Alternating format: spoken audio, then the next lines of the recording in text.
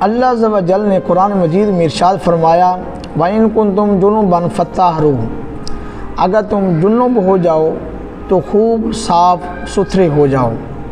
قرآن مجید میں اللہ تعالیٰ نے غسل کے متعلق ارشاد فرمایا ہے۔ بنیادی طور پر غسل کے 3 فرض ہیں۔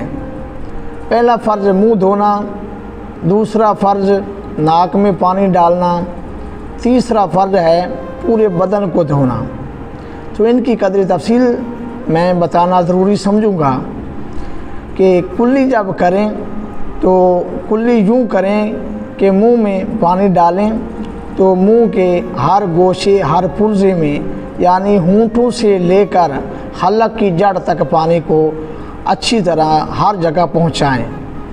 بعض لوگ یہ جانتے ہیں کہ منہ میں پانی ڈالا اور اس کو اگل دیا تو یہ کلی ہوگی، ایسے نہیں۔ ایسے غسل کے بعد ہم نماز بھی نہیں پڑھ سکتے، بلکہ یوں کرنا چاہیے کہ جب کلی کریں تو داڑھوں کی جڑوں تک اور گالوں کے پیچھے گالوں کی تہوں میں، ایسی اگر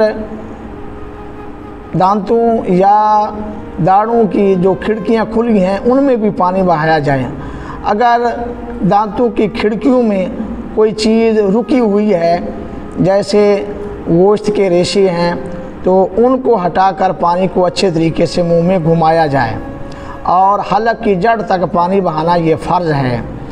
اگر دانت ہلتے ہوں تو ان کو تار کے ساتھ باندھا گیا ہے، روکا گیا ہے، یا کوئی کیمیکل لگا کر ان کو مضبوط کیا گیا ہے تو دانت کو وہاں تک دانتوں میں پانی بہانا مشکل ہے تو وہ معاف ہے۔ دوسرا فرض ہے ناک میں پانی ڈالنا۔ تو ناک میں اتنا پانی ڈالیں کہ نرم جگہ تک یعنی نرم ہڈی تک پانی پہنچ جائے۔ ناک میں اگر رینٹ وغیرہ جمی ہے تو اس کو نکالا جائے اور پانی کو اوپر چڑھا کر پانی کو ناک میں اچھی طرح لگایا جائے اور ناک کو اچھی طرح دھویا جائے۔ اگر ناک میں نتھ کا سوراخ کھلا ہے تو اس میں بھی پانی بہانا ضروری ہے۔ تو ناک میں پانی نرم ہڈی تک پہنچائیں۔ اور تیسرا فرض یہ ہے کہ سر کے بالوں سے لے کر دونوں پاؤں کے تلموں تک پورے ظاہر بدن کو دھونا ہے، پورے ظاہر بدن کو اچھی طرح دھونا چاہیے۔ اور بعض لوگ یہ کہتے ہیں کہ سر پر پانی ڈالا اور جسم پر ہاتھ پھیرا تو یہ بدن دھل گیا، ایسا نہیں ہے، بلکہ بعض جگہیں ایسی احتیاط کی ہیں کہ ان کو اچھے طریقے سے نہ دھویا جائے تو غسل ہوتا ہی نہیں ہے۔ جیسا کہ ہم دیکھتے ہیں کہ مردوں نے بھی بال گندے ہوتے ہیں، اگر کسی مرد نے بال گندے ہوئے ہیں تو اس کے لیے فرض ہے کہ بالوں کو کھول کر بال کی جڑ سے لے کر نوک تک بالوں کو دھوئے۔ اگر کسی عورت نے بال گندے ہوئے ہیں، جوڑا کیا ہوا ہے، تو اس کے لیے یہ ہے کہ وہ بالوں کی جڑوں تک پانی پہنچائے، بال سارے نہ کھولیں۔ ایسے ہی بھویں یا مونچھیں یا داڑھی کے بال ہیں، ان کا جڑ سے کنارے تک دھونا یہ بھی ضروری ہے۔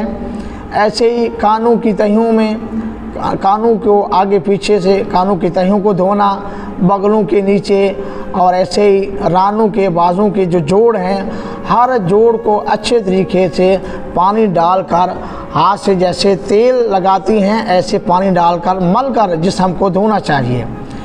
اور ایسے ہی جتنے بھی ایسے مواضع ہیں جیسے ناف ہے یا پیٹ کے بل ہیں ان کو ہٹا کر پانی اچھے طریقے سے پورے بدن پر بہایا جائے۔ اگر پورے بدن میں ایک بال برابر بھی جگہ خشک رہ جائے تو اس کا غسل نہ ہوگا اور نہ ہی وہ پاک ہوگا۔ ایسے ہی اگر بدن پر کسی جگہ پہ جسم پر کسی کے کوئی زخم ہے یا کوئی ہڈی ٹوٹی ہے اس پر پٹی لگائی ہوئی ہے تو باقی جسم کو دھویا جائے گا اور اس پٹی والی جگہ پہ مسح کر لیا جائے گا تو اس کا غسل ہو جائے گا۔ اللہ تعالیٰ سے دعا ہے کہ ہمیں پاک ستھرا رہنے کی توفیق عطا فرمائے اور غسل کے مسائل سیکھنے سمجھنے اور ان پر عمل کی توفیق عطا فرمائے۔ آمین ثم آمین۔